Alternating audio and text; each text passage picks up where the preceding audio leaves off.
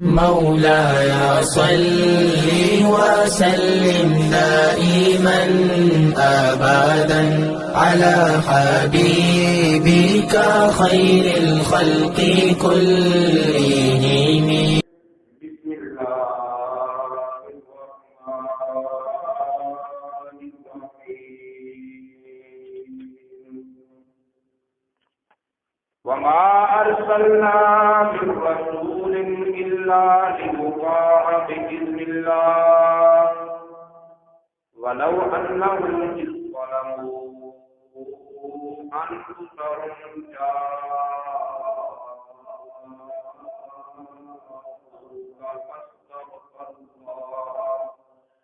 واستغفر لهم الرسول لوجدوا الله توابا رحيما. صدق الله العلي العظيم وصدق رسوله النبي الكريم.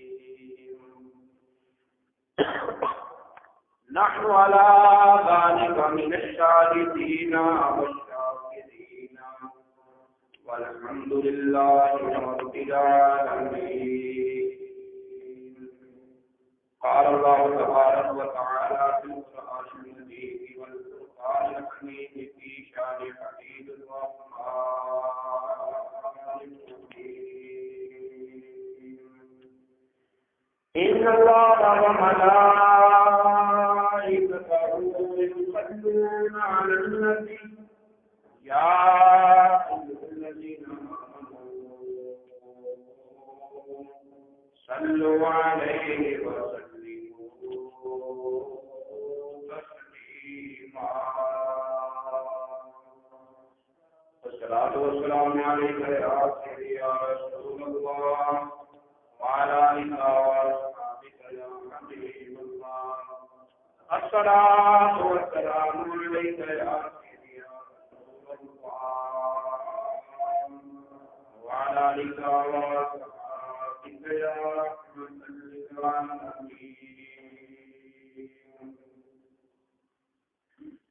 اللهم صل وسلم وبارك على سيدنا مولانا محمد كريم الآباء والأمهات وعلى آله وأصحابه وأولياء أمته وعلماء ملته وأمته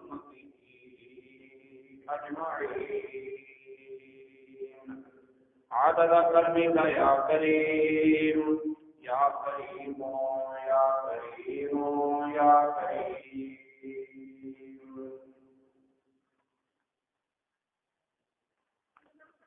وہ سوئے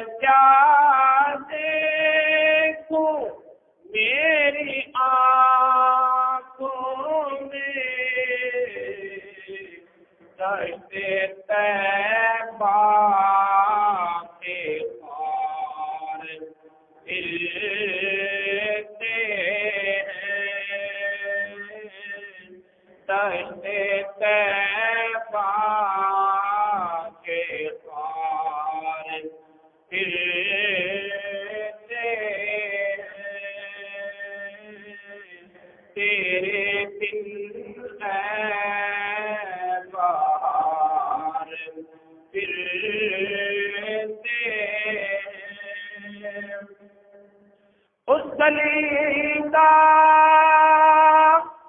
گدا ہوں میں جس میں اس گلی کا گدا ہوں میں جس میں مانگتے تاج دار پھرتے ہیں، مانگتے تاج دار پھرتے ہیں، تیرے دل ہے بہار پھرتے ہیں، جو تیرے در سے یار پھرتے ہیں، جو تیرے در سے یار پھرتے ہیں، در بدر یوں ہی خار پھرتے ہیں، در بدر یوں ہی خار پھرتے ہیں، تیرے دل ہے بہار پھرتے ہیں، کوئی کیوں پوچھے میری بات رضا، کوئی کیوں پوچھے میری بات رضا، مجھ سے کتے ہزار پھرتے ہیں، تیرے دل ہے بہار پھرتے ہیں، وہ توے لال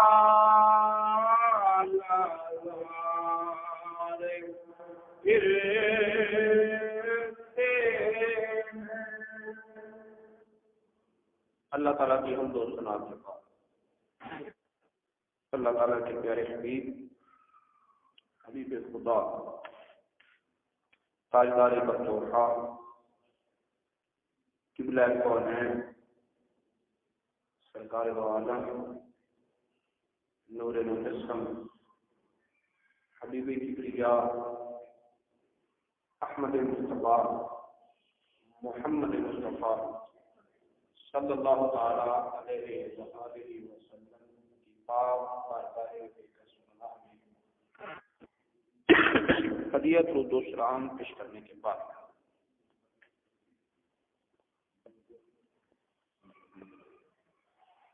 حاضرین محترم، قرآن پاک کا 5واں پارہ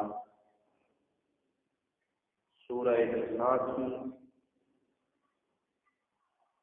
64 نمبر آیت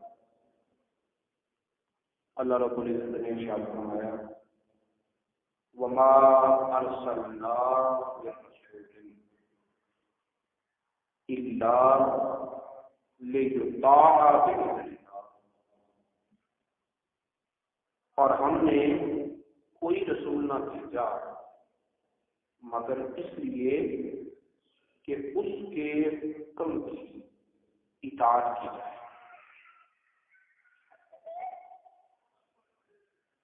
اللہ کے اذن سے جو رسول بھی بھیجا تو اللہ رب العزت کی منشا یہ تھی کہ میرے بھیجے ہوئے رسول کا حکم مانا جائے، میرے بھیجے ہوئے رسول کی اطاعت کی جائے، میرے بھیجے ہوئے رسول کی فرما برداری کی جائے۔ اس آیت کریمہ میں جو غور طلب بات ہے جس کی طرف خوب غور کرنے کی ضرورت ہے وہ یہ ہے کہ اللہ رب العزت نے یہاں فعل مضارع کو بصیغہ مجہول ذکر کیا ہے، لیطاع، تاکہ اطاعت کی جائے، اطاع یطیع اطاعتاً، فعل معروف نے ذکر کیا، حالانکہ اطاعت رسول کے لیے قرآن پاک کے دیگر مقامات پر فعل معروف ذکر کیا گیا ہے۔ مثلا اسی صورت میں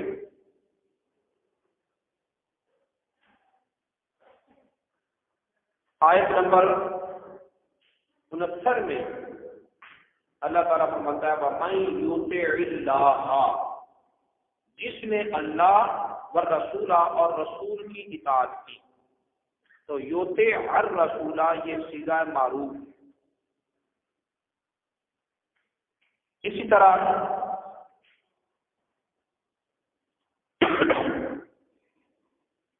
اور دیگر مقامات پر بھی صیغہ معروف ذکر کیا گیا، لیکن یہاں اللہ رب العزت نے بالخصوص اور بالاہتمام صیغہ مجہول کا ذکر کیا، یطاع۔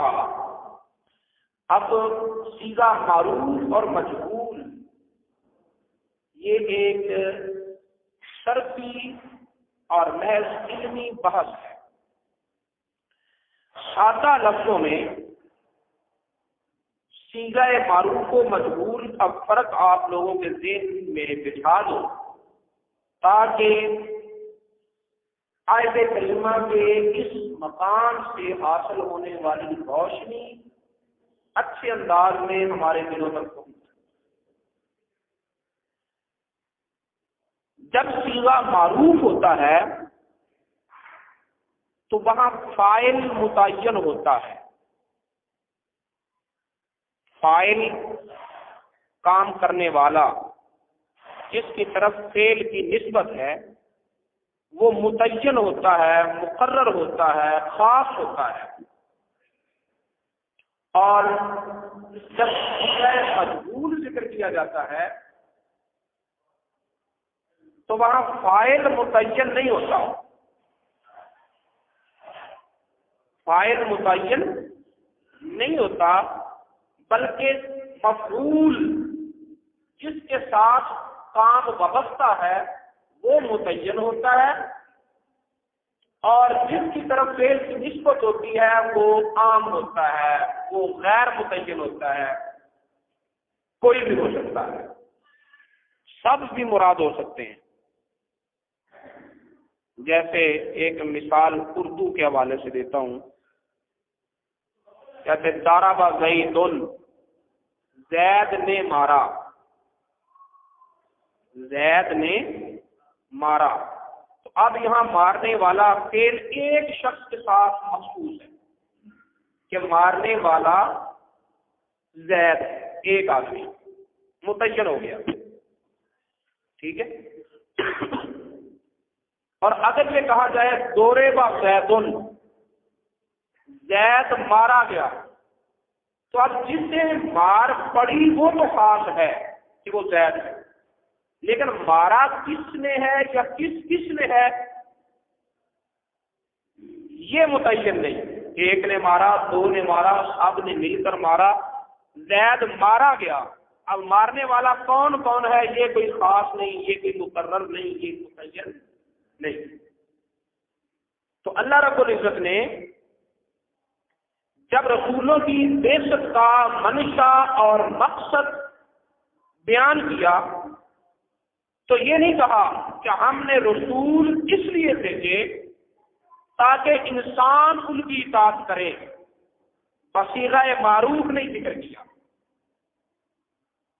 اطاعت کرنے والوں کو متعین نہیں کیا، اطاعت کرنے والوں کو متعین نہیں کیا۔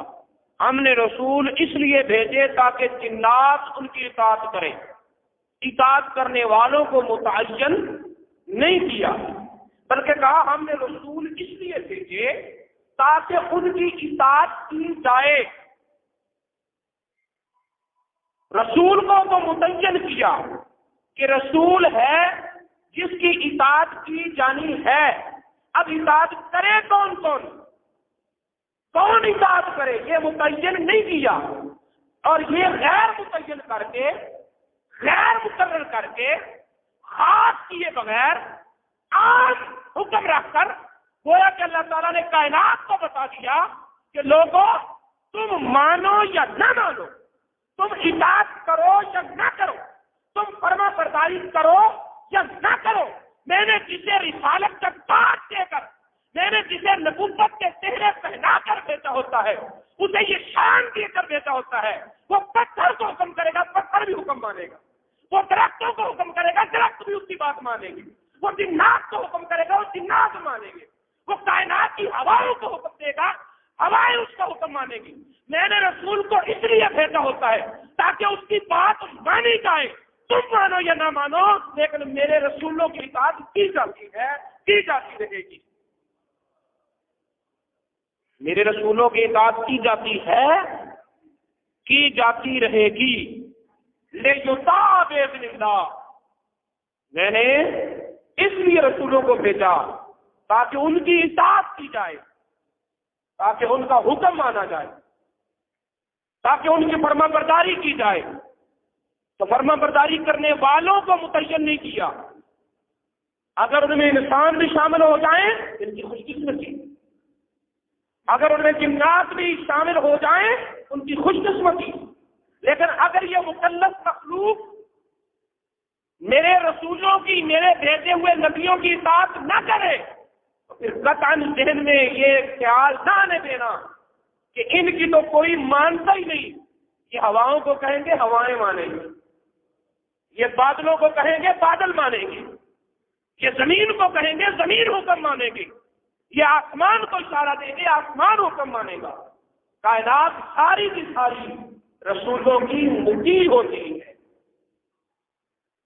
اور پھر اسی بات کی تفریح اللہ رب العزت نے آگے ذکر کی، فرمایا وَلَوْ أَنَّهُمْ، پہلے کہا میں نے رسولوں کو اس لیے بھیجا تاکہ ان کی اطاعت کی جائے، ان کی بات مانی جائے، سادے لفظوں میں یوں کہہ دو ان کی بات مانی جائے، اس لیے رسولوں کو بھیجا۔ پھر فرمایا وَلَوْ أَنَّهُمْ إِذْ ظَلَمُوا أَنفُسَهُمْ، اگر تم اپنی جانوں پر ظلم کر لو، اگر تم اتنے بد کردار ہو جاؤ کہ مجھے منہ دکھانے کے قابل نہ رہو، اگر تم انسانیت سے اتنا گر جاؤ کہ میری بارگاہ میں جبین سائی کے قابل نہ رہو، تمہاری جبین میری بارگاہ میں جھکنے کے لائق نہ رہے، تمہاری آنکھیں میری بارگاہ میں آنے کے قابل نہ رہے، تمہارا منہ، تمہارا چہرہ اپنے پروردگار کے سامنے روبرو ہونے کے قابل اور لائق نہ رہے۔ فرمایا جب اس انسانیت، وقار اور مرتبے کے اس مقام سے اتنا گر جاؤ تو پھر میں رب العالمین ہو کر، بے نیاز ہو کر، غیر حاجت مند ہو کر تمہیں خود راستہ بتاتا ہوں کہ جاؤں گا، میرے محبوب کے پاس آ جایا، میرے مدینے والے کے پاس آ جایا، فاستغفر اللہ، وہاں آ کر اللہ سے اپنے گناہوں کی معافی مانگو، وہاں آ کر اللہ سے اپنے گناہوں کی معافی مانگو۔ واستغفر لهم الرسول، پھر تمہارا آنا کافی نہیں، تمہارا معافی مانگنا کافی نہیں، اگر تمہاری یہ ساری کوششیں، اگر تمہاری یہ ساری قربانیاں، اگر تمہاری یہ ساری کاوشیں میرے محبوب کو پسند آ جائیں، میرے مدینے والے چاند کو پا جائیں اور اس سے دل میں تمہارے لیے رحمت اور شفقت کے جذبات پیدا ہو جائیں، فاستغفر لهم الرسول، اور وہ تمہارے لیے اپنی زبان کھول دے، وہ تمہارے لیے اپنے ہاتھوں کو اٹھا دے، وہ تمہارے لیے اپنی آنکھوں کو بہا تمہارے لیے میری بارگاہ میں عرض کر دے لوجد اللہ تواب الرحیم، تو پھر یقیناً تم اپنے رب کو توبہ قبول کرنے والا اور رحمتوں کی برسات کرنے والا یقیناً پاؤ گے۔ آیت کریمہ کے دو حصے ہیں، ایک حصے میں کہا لوگوں میں نے رسول اس لیے بھیجے تاکہ ان کی بات مانی جائے، پھر کہا کہ اگر جانوں پر ظلم کر لو تو آؤ میرے محبوب کے پاس، جتنے بھی بڑے بڑے تمہارے گناہ ہیں اگر میرا محبوب کہہ دے گا تو میں تمہیں بخش دوں گا۔ کیوں؟ اس لیے کہ رسول اسی لیے بھیجا جاتا ہے تاکہ اس کی بات مانی جائے، تاکہ اس کی بات مانی جائے۔ تو میں رب ہو کر، میں خالق کائنات ہو کر، میں پروردگار عالم ہو کر، میں مقصود کائنات ہو کر، میں معبود انبیاء و رسل ہو کر جب رسولوں کی بات نہیں ڈالتا، وہ جو کہتے میں مان لیتا ہوں، تو تم بندے ہو کر رسولوں کی بات کیوں نہ ڈالتے؟ تم بندے ہو کر رسولوں کی نافرمانی کیوں کرتے ہو؟ تم حاجت مند اور ضرورت مند ہو کر رسولوں کی نافرمانی کیوں کرتے ہو؟ مجھے کسی کی ضرورت نہیں، پھر بھی میں اپنے محبوب کی بات مانتا ہوں۔ تمہیں تو ان کی سفارش کی ہر دم ضرورت ہے، تمہیں تو ان کی سفارش کی ضرورت ہے۔ تمہاری تو انجام اور آخرت کے سارے فیصلے ہی اس محبوب کے اشارے پر ہونے ہیں۔ تم کیوں نہیں اطاعت کرتے ہو؟ تم کیوں نہیں بات مانتے ہو؟ تم کیوں نہیں فرما برداری کرتے ہو؟ اور میں وَلَوْ یہ گناہ گار لوگ، اپنی جانوں پر ظلم کرنے والے لوگ محبوب تیرے پاس آ جائیں۔ اس آیت کریمہ کو بھی سامنے رکھو، اور اسی سورہ نساء کی آیت نمبر 97 میں ایک منظر پیش کیا گیا ہے۔ نبی پاک صلی اللہ علیہ وسلم نے شہر مکہ کو چھوڑ دیا، شہر مکہ کو چھوڑ دیا، ہجرت فرما کر مدینہ چلے گئے۔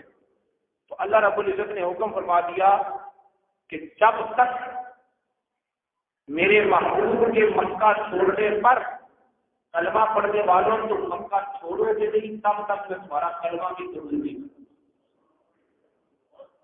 یا اللہ، وہ مکہ جہاں تیرا گھر ہے، وہ مکہ جہاں ملتزم ہے، رکن یمانی ہے، حجر اسود ہے، جہاں بیر زمزم ہے، جہاں مطاف ہے، جہاں مسعی ہے، جہاں صفا اور مروہ ہے، جہاں پر تیری نشانیاں ہیں، تیرا اپنا گھر ہے۔ اللہ تعالیٰ فرماتا ہاں میں نے خود کہا بل یطوفوا بالبیت العتیق، میرے اس پرانے گھر کا طواف کرو، میرے گھر کا حج کرو، اتم الحج والعمرہ کا حج اور عمرہ کرو، دور دراز سے آؤ میرے گھر کے چکر لگاؤ۔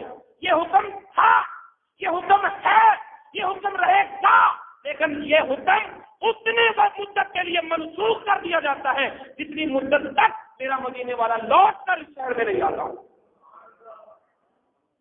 اب دور سے شہر مکہ میں آنا تو کچھا، شہر مکہ میں رہنے والا بھی اگر کلمہ پڑھے گا تو اس کا کلمہ تب قبول کیا جائے گا جب وہ مکے کو چھوڑ کر مدینے میں جائے گا۔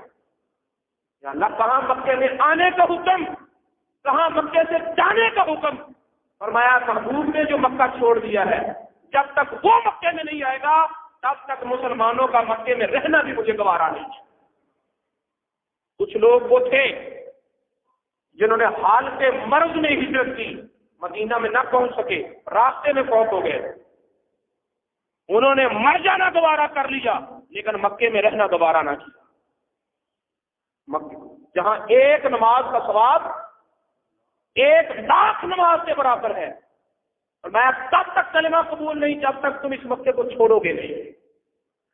محبوب نے چھوڑ دیا ہے، تم بھی چھوڑ جاؤ۔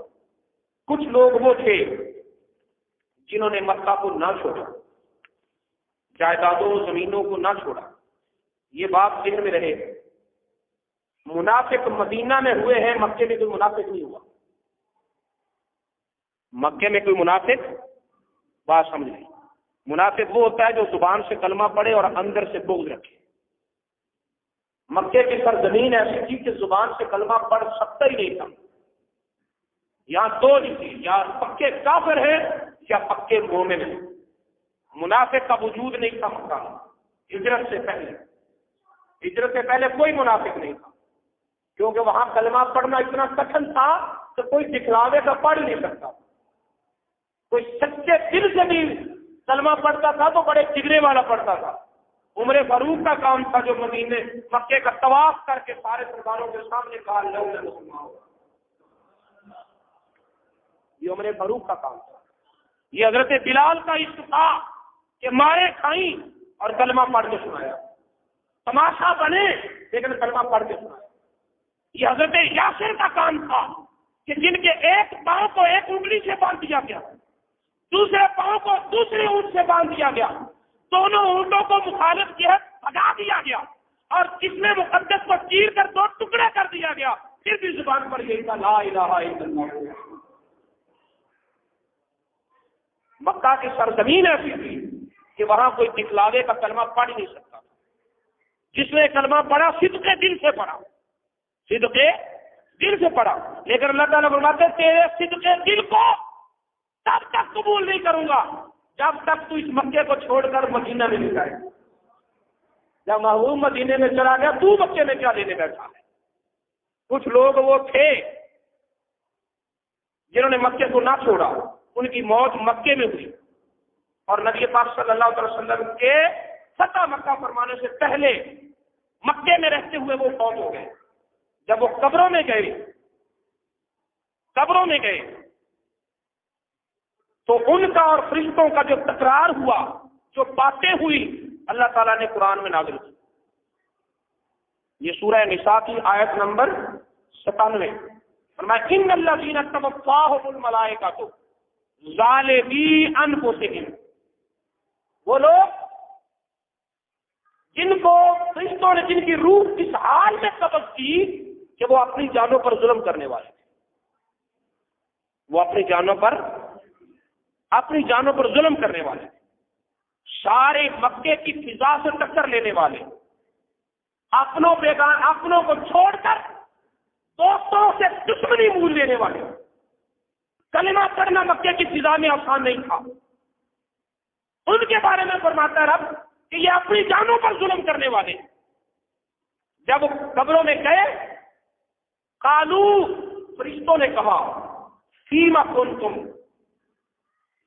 وہ اتنے بڑے بڑے گناہ لے کر قبروں میں آ گئے ہو، کیا کرتے رہے ہو؟ نمازیں نہیں پڑھی، عبادات نہیں کی. اور اس وقت نماز فرض ہو چکی تھی، کیونکہ ہجرت سے پہلے نماز فرض ہو چکی تھی. تم نے عبادات نہیں کی، اتنے بڑے بڑے گناہ لے کر قبر میں آ گئے ہو. انہوں نے جواب دیا کننا مستضعفین فی الارض. یہاں الارض سے مراد مکے کی سرزمین ہے کہ ہم سرزمین مکہ میں کمزور لوگ تھے. ہمیں مشرکین اپنی طاقت کی وجہ سے طواف نہیں کرنے دیتے تھے، ہمیں نماز نہیں پڑھنے دیتے تھے، ہمیں کلمے کا ذکر نہیں کرنے دیتے تھے، ہمیں قرآن کی تلاوت نہیں کرنے دیتے تھے. کیا کرتے؟ ہمیں تو وہ عبادت کرنے ہی نہیں دیتے تھے. ہم گناہ لے کر قبر میں آ گئے کیونکہ ہم گناہوں کی مغفرت کے لیے کوئی سامان نہیں کر سکتے تھے، کمزور تھے. تو جواب فرشتوں نے کیا کہا؟ میں عالم تکن ارض اللہ واسعۃ فتہاجروا فیہا. مفسرین کہتے ہیں یہاں ارض اللہ سے مراد مدینہ کی سرزمین ہے. جب انہوں نے کہا مکہ میں ہم نماز نہیں پڑھ سکے، مکہ میں ہم طواف نہیں کر سکے، مکہ میں ہم اللہ کی عبادت نہیں کر سکے، تو فرشتوں نے جواب دیا اگر مکے میں تم عبادت نہیں کر سکے تو اتنے بڑے گناہوں کو لے کر قبروں میں آنے والوں تمہیں مدینہ نظر نہیں آتا تھا؟ تمہیں مدینہ کی سرزمین نظر نہیں آتی تھی؟ تم چھوڑ دے رہے مکہ کو، مدینہ میں چلے جاتے. اولئک مأواہم جہنم. اللہ تعالیٰ فرماتے ہیں وہ لوگ جنہوں نے میرے نبی کے مکہ چھوڑنے پر مکہ نہ چھوڑا ان کا ٹھکانہ جہنم ہے. ان کا ٹھکانہ جہنم ہے. وساءت مصیرا، اور یہ برا ٹھکانہ ہے.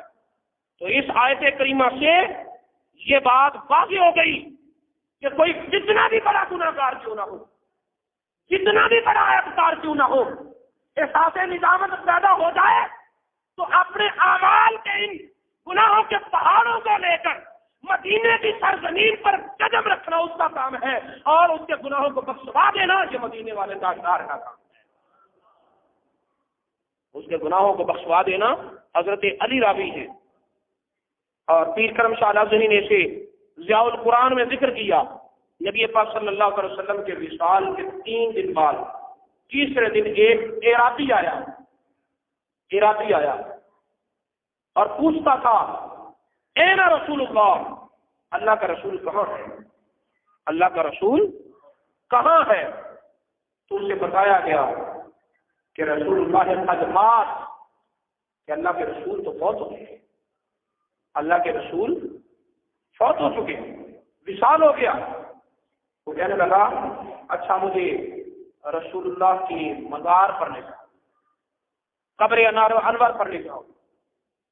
خلافت ابو بکر صدیق میں، عمر فاروق کی موجودگی میں، عثمان غنی کے ہوتے ہوئے، مولا علی کے آنکھوں کے سامنے اس شخص کو اللہ کے رسول کے مزار پر لے جایا گیا، قبر اطہر پر لے جایا گیا۔ پتہ چلا قبر پر جانا اگر ناجائز ہوتا عمر فاروق اسے جانے نہ دیتے، عثمان غنی اسے جانے نہ دیتے، ابو بکر صدیق اسے جانے نہ دیتے، مولا علی اسے روکتے۔ جب ان کی موجودگی میں اسے قبر دکھائی بھی گئی، اسے قبر پر لے جایا بھی گیا، اور پھر اسے اس کے ہاتھ پر چھوڑ دیا گیا کہ وہ جیسے اپنے یار کو مناتا ہے منائے، وہ جیسے اپنے یار کو مناتا ہے منائے۔ تو یہ منہ بولتا ثبوت ہے کہ بزرگان دین کے مزارات پر جانا یہ صحابہ اکرام کے عقیدے میں بھی جائز اور مستحسن ہے۔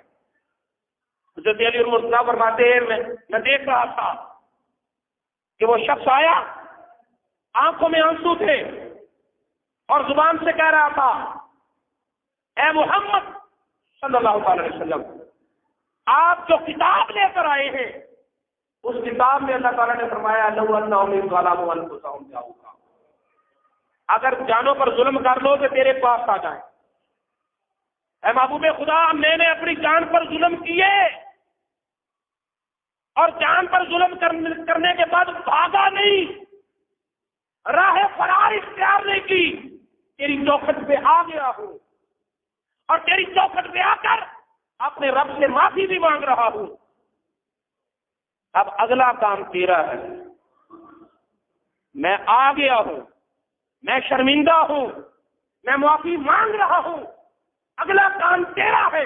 حضرت علی فرماتے ہیں میں نے اپنے کانوں سے سنا، مزار اقدس سے آواز آئی اے راتی چلا جا، اللہ نے تیرے سارے گناہوں کو بخش دیا، اللہ نے تیرے سارے گناہوں کو بخش دیا ہے۔ تو میرے دوستو یہ صرف حالت حیات میں نہیں بلکہ وصال باکمال کے بعد بھی یہی حکم ہے کہ لوگوں رسول پاک کے پاس آؤ، رسول پاک کے پاس آؤ۔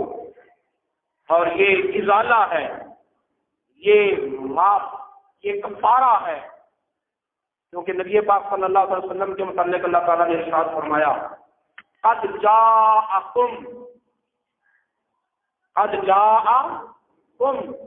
وہ اللہ کا نور، وہ اللہ کا رسول، وہ اللہ کا محبوب تم سب کے پاس آیا، تم سب بولو، یہ ایک تقابل دیکھو، جاء یہ واحد ہے اور کم یہ جمع ہے، آنے والا ایک ہے اور جن کے پاس آیا وہ سارے ہیں، وہ تنہا تم سب کے پاس آیا، ہند والوں تمہارے پاس بھی، مغرب والوں تمہارے پاس بھی، مشرق والوں تمہارے پاس بھی، شمال و جنوب والوں تمہارے پاس بھی، وہ تنہا تم سب کے پاس آیا۔ اور ایک اور مقام پر فرمایا سورہ نساء کی آیت نمبر 174 میں یا ایھا الناس قد جاءکم برہان من ربکم، اے لوگوں، اے انسانوں، تم سب کے پاس اللہ کی طرف سے قرآن آ گئی، اللہ کا رسول برہان بن کے آ گیا، تم سب کے پاس وہ تنہا آ گیا، تم سب کے پاس وہ بولو، تم سب کے پاس وہ تنہا آ گیا، اور اب میرا حکم ہے کہ تم سارے اس تنہا کی بارگاہ میں آ جاؤ۔ چاؤ کا جہاں جمع ہے اور سیغہ آگے کاف ضمیر جو ہے وہ واحد کی ہے، وہ تنہا تم سب کے پاس آیا۔ اب تمہارا حق ہے کہ تم سب مل کر اس ایک کی چوکھٹ پہ آ جاؤ، اس ایک کی چوکھٹ پہ، سارے بولو، اس ایک کی چوکھٹ پہ آ جاؤ۔ اور پھر جب آؤ گے تو فرمایا تم آؤ، میں نے محبوب کو کہہ رکھا ہے وَأَمَّا السَّائِلَ فَلَا تَنْهَرْ، محبوب جو تیری چوکھٹ پہ آ کے سوال کرے گا نا اسے خالی نہیں لوٹانا۔ جاؤ گا اور تم آؤ، میں نے محبوب کو کہہ رکھا ہے محبوب جو تیری چوکھٹ پہ آ جائے گا اسے خالی۔ وَأَمَّا السَّائِلَ، کوئی سوالی ہو کسی وقت سوال کرے، جو مانگے اسے خالی نہیں لوٹانا، اسے جھڑکنا نہیں، اسے دینا ہے، اسے دینا ہے۔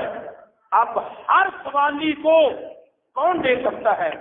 جس کے پاس ہر خزانہ ہو، جس کے پاس ہر خزانہ ہو۔ فرمایا انا اعطیناک الکوثر، محبوب جتنے کی کیا ضرورت ہے میں نے اپنی قدرت کے سارے خزانے کو تیرے کثرتیں تجھے دے دی ہے، کوثر کا مالک تجھے کر دیا ہے۔ اب جو بھی آئے، جو بھی مانگے، صدیق کو صداقت کے خزانے دے دو، عمر کو عدالت کے خزانے دے دو، عثمان کو سخاوت کے خزانے دے دو، علی کو شجاعت کے خزانے دے دو، حسین کو شہادت کے خزانے دے دو۔ جو بھی آتا جائے گا اسے خالی نہیں لگانا، مانگتا جائے تم دیتے جاؤ، مانگتا جائے تم دیتے جاؤ۔ یہ تو اب مانگنے والے کی مرضی ہے نا کہ وہ کیا مانگتا ہے۔ ایک بزرگ فرماتے ہیں میں مدینہ منورہ میں حاضر ہوا، 3 دن تک وہاں رہا، نان و نفقہ ختم ہو گیا، ذات راہ ختم ہو گیا، کچھ نہیں تھا میرے پاس، 3 دن کا بھوکا تھا، شہر مدینہ میں بھوکا پھر رہا تھا، تو دل میں خیال آیا کہ روضہ رسول پہ روضہ رسول پہ آیا اور عرض کی یا رسول اللہ آج رات میں آپ کا مہمان ہوں، آج رات میں آپ کا مہمان ہوں، بھوک لگی ہے کھانا کھلا دو۔ کہتے یہ کہا روضہ رسول پر مجھے نیند آ گئی، مجھے بولو تو صحیح۔ اب یہاں سے دیکھو 3 دن کا جو بھوکا ہو اسے نیند آتی۔ آج صبح ناشتہ کیا ہے، ابھی اگر کھانا نہیں کھایا تو نہ کھائیے گا، شام کا کھانا بھی نہیں کھائے گا، ٹھیک ہے؟ 1 دن کا فاقہ کر لو اور پھر دیکھنا کہ رات سو کے گزارتے ہو یا جاگ کے گزارتے ہو۔ بھوک لگی ہو تو بھوکے آدمی کو نیند، بولو نا۔ اس سے یہ اندازہ لگا لو کہ جب گرمیوں کے روزے ہوں، شام کو افطاری نہ کی ہو تو رات کو نیند آ جاتی۔ 1 دن کا بھوکا ہو نیند نہیں آتی، وہ تو 3 دن کا بھوکا تھا، اسے نیند کیسے آتی؟ وہ 3 دن کا بھوکا تھا، کیسے سو گیا؟ اس سے یہ پتا چلتا ہے کہ روضہ رسول پر سکون ہی اتنا ہے، روضہ رسول پر چین ہی ایسا ہے، روضہ رسول پر اطمینان اور قرار ہی ایسا ہے کہ دکھ درد مصیبتیں سب بھول جاتی ہیں اور وہاں تسکین اور راحتیں میسر ہو جاتی ہیں۔ خواب میں میرے آقا نے مجھے 1 روٹی عنایت فرمائی، خواب میں مجھے 1 روٹی اور اس پر حلوہ رکھا ہوا تھا، میں نے خواب میں کھانا شروع کر دیا، آدھی روٹی کھا لی تو میری آنکھ کھلی۔ اب آپ خواب میں کوئی چیز کھا رہے ہو، آنکھ کھل جائے تو اسے کھاتے رہتے ہیں یا منظر غائب ہو جاتا ہے؟ بولو نا، اس کا ذائقہ منہ میں رہتا ہے یا ختم ہو جاتا ہے؟ نہ ذائقہ منہ میں رہتا ہے اور نہ ہی وہ چیز آنکھوں میں رہتی ہے۔ لیکن یہ عام دنیا کے کنارے نہیں تھے، یہ تو روضہ رسول کا منظر تھا۔ خواب میں مجھے روٹی عطا ہوئی، میں خواب میں کھا رہا تھا، آدھی کھا لی، آدھی کھاتے ہوئے آنکھ کھلی تو میں نے دیکھا بات کی آدھی میرے ہاتھ میں تھی۔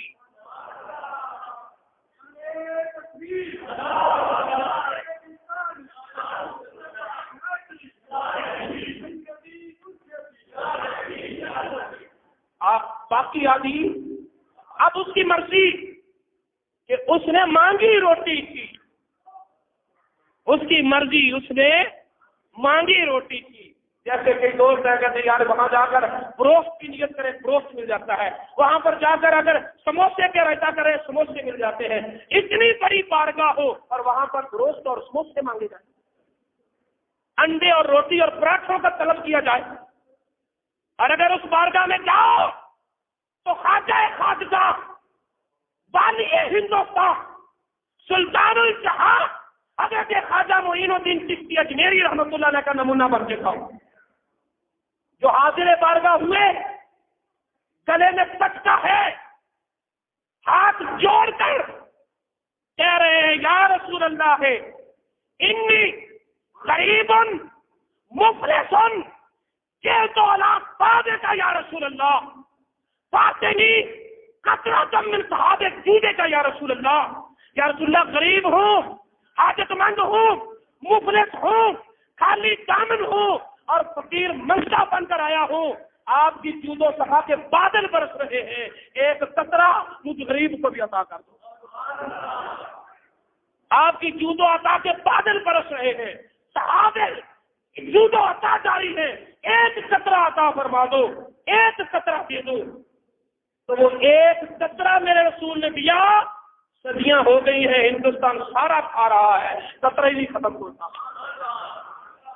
صدیاں ہو گئی ہیں، اور ہندوستان سارے کا سارا، پاکستان بھی اور انڈیا بھی، اپنے بھی، بیگانے بھی، ماننے والے بھی، انکاری بھی، سارے کے سارے کھا رہے ہیں، اور رسول پاک کا دیا ہوا وہ ایک قطرہ آج تک جھوم کا باقی ہے۔ کہا اے معین الدین تو آیا ہے نا غریب بن کر، تو جائے گا غریب نواز بن کر، جائے گا غریب نواز بن کر۔ تو کہتا ہے میں بھوکا اور مفلس ہوں، تو مجھے ایسا بنا کر بھیجوں گا کہ بھوکے اور مفلس آ کر تیرے دامن سے اپنا دامن بھرا کریں گے، تیرے در سے اپنا۔ اللہ رب العزت کی بارگاہ میں یہ دعا کرتے ہیں کہ اللہ رب العزت ہم سب کو روضہ رسول کی بار بار با ادب حاضری نصیب فرمائے، اور اللہ تعالیٰ نے کرم فرمایا انشاءاللہ العزیز پیر شریف کو آپ لوگوں کا قاصد بن کر، نمائندہ بن کر، اور اس علاقے کی آرزویں اور التجائیں لے کر یہی عرض کروں گا کہ یا رسول اللہ آپ کی نوکر، آپ کی امت کا قاصد بن کے آپ کے پاس آیا۔ آپ سب دعا کیجیے گا کہ اللہ رب العزت مجھے با ادب حاضری نصیب فرمائے، اور کیا ہی اچھا وہ مہربان دوست ہو تو یہ دعا کرے کہ اگر وہیں رکھ لے تو اس سے بڑا انعام ہو۔ ٹھیک ہے زندگی کے اپنے معاملات سارے ہوتے ہیں، کن سے یہ التجا اور خاص کر رہا ہوں، آپ بھی دعا کریں، سارے دعا کریں کہ اگر مدینے والا اپنے قدموں میں جگہ دے دی تو اس سے بڑی نہ دنیا میں کوئی سعادت ہے نہ آخرت میں کوئی سعادت ہے۔ مولاي صل وسلم دائما أبدا على حبيبك خير الخلق كلهم